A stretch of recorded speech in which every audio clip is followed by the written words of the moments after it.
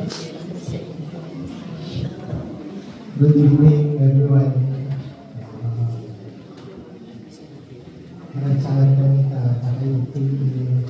I would like to share my experience, our experience as kita namin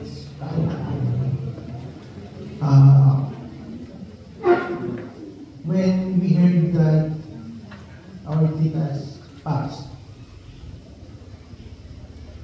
2 days later, I met my wife with my tita.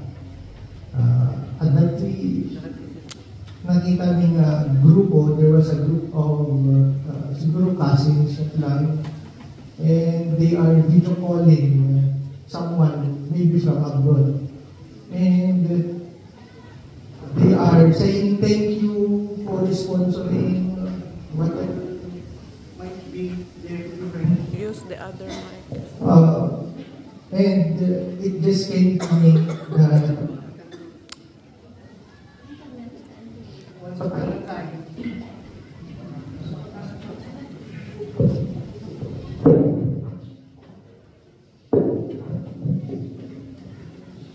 we were in a position like we are thanking our Tita Nanet for sponsoring our food when we have gathering. And it just hit me that we won't ever get the chance to thank her again for paying our dinner or any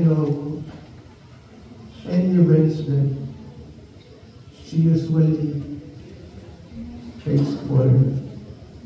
And we cannot thank her enough for loving us, because kahit na we don't ask for things, she will respond, she will just message us. At gamit mo yung J-Box, alayin to, para kanyang DJ, and makita yung we are aduan niya, kaasinsin, and ang aming paraan namin. She never forgets to pamper us with love, not only things. Even though my daughter had nakikita with her birthday, ito maitulong ko, ito masapol. Purihan ko pa yung bagbagag, maited na gayang yun.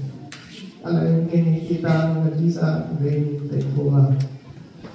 Tapos tuwing ko sa nagtutulong ito yun. Alam nga, ang pinasubadanan, tinyanan, pinasayat na nagrigat iti pagpasinga yung tayo ko na agad yung mawaspasaget. Iti may isang agaran din. Ipiliin bakit hindi tayo naglintas nga sa sabong isot yung mundo na maaalakit. Ako hindi pa ako nasaya na tao kung iso ni Apo Diyos. So iti nalalakan niya na